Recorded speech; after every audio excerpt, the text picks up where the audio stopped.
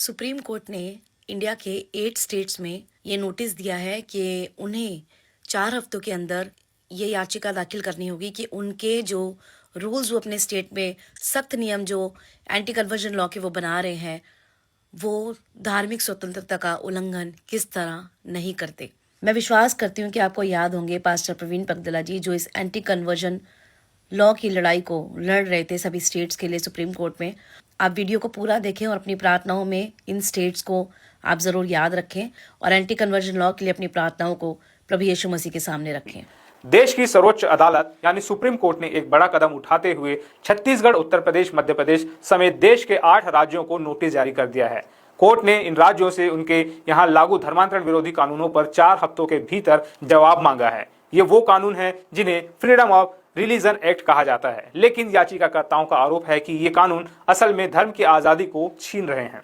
मंगलवार को supreme court में चीफ जस्टिस बी.आर. गवई और जस्टिस के. विनोद चंद्रन की बेंच इस मामले की सुनवाई कर रही थी। ये मामला देश के 8 राज्यों छत्तीसगढ़, उत्तर प्रदेश, मध्य प्रदेश, गुजरात, उत्तराखंड, हरियाणा, झारखंड और कर्नाटक में लागू धर्मांतरण विरोधी कानूनों को चुनौती देने वाली याचिकाओं से जुड़ा है। याचिकाकर्ताओं की तरफ से देश के नामी वकील जैसे इंदिरा जयसिंह, संजय हेगड़े और चंदर उदय सिंह पेश हुए। उन्होंने कोर्ट के सामने एक बेहद गंभीर दलील रखी। उन्होंने कहा कि इन कानूनों का नाम भले ही धार्मिक स्वतंत्रता अधिनियम हो, लेकिन इनका असली मकसद अल्पसंख्यकों की धार्मिक स्वतंत्रता पर रोक लगाना है। इन कानूनों के जरिए खास तौर पर अंतर धार्मिक विवाहों और धार्मिक रीति रिवाजों को निशाना बनाया जा रहा है। वरिष्ठ वकील चंदर उदय सिंह ने उत्तर प्रदेश के कानून का जिक्र करते हुए जो बताया वो वाकई चौंकाने वाला है। उन्होंने दलील दी कि उत्तर प्रदेश ने 2024 में अपने धर्मांतरण कानून में संशोधन करके इसे और भी ज्यादा सख्त बना दिया है। अब इस कानून के तहत सजा को 20 साल से बढ़ाकर आजीवन कारावास तक कर दिया गया है।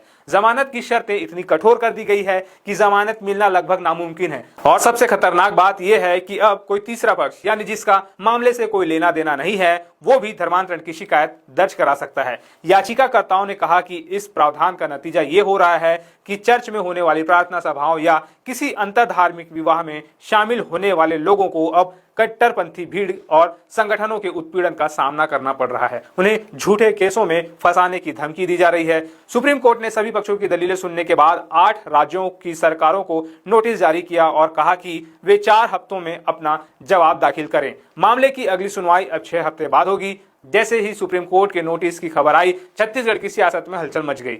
रायपुर पश्चिम के पूर्व विधायक और कांग्रेस नेता विकास उपाध्याय ने इस मुद्दे पर सीधे भारतीय जनता पार्टी पर हमला बोल दिया। उन्होंने कहा, जब से केंद्र और राज्यों में बीजेपी की सरकार आई है, धर्मांतरण को लेकर एक अलग ही मुहिम चलाई जा रही है। बीजेपी इस मुद्दे को सिर्फ चुनावी फायदा लेने के लिए एक पॉलिटिकल टूल की तरह इस्तेमाल कर रही है। विकास उपाध्याय ने आगे कहा कि बीजेपी के लोग धर्म और जाति के नाम पर देश को बांटकर कमजोर और बर्बाद करना चाहते हैं। वो ऐसा कानून बनाकर आम नागरिकों के मौलिक अधिकारों को छीनना चाहती है। उन्होंने याद दिलाया कि हमारे देश की परंपरा सभी धर्मों को साथ लेकर चलने की रही है, लेकिन बीजेपी जाति और धर्म में लोगों को बांटकर अपनी राजनीति करती है। मामले का एक लंबा इतिहास भी है। सुप्रीम कोर्ट ने इस पर पहली बार 2020 में नोटिस जारी किया था।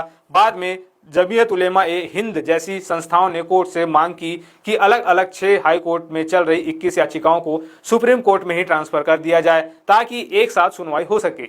आपको ये भी बता दें कि गुजरात और मध्य प्रदेश में इन कानूनों की कुछ सख्त धाराओं पर हाई कोर्ट पहले ही रोक लगा चुकी है। उन्हें सुप्रीम कोर्ट को ये बताना होगा कि उनके कानून संविधान द्वारा दिए गए धार्मिक स्वतंत्रता के अधिकार का उल्लंघन कैसे नहीं करते। ये मामला भारत के भविष्य के लिए बेहद अहम है। ये तय करेगा कि क्या कोई नागरिक अपनी मर्जी से कोई भी धर्म अपनाने के लिए स्वतंत्र है या राज्य इसमें दखल अंदाजी कर सकता है। क्या आस्था एक व्यक्तिगत मामला है या इसे कानून के दायरे में बांधा जा सकता है। ये लड़ाई सिर्फ कानून की नहीं बल्कि भारत की उस गंगा जमुनी तहजीब की भी है जहां सदियों से अलग अलग धर्म और आस्था के लोग एक साथ रहते आए हैं।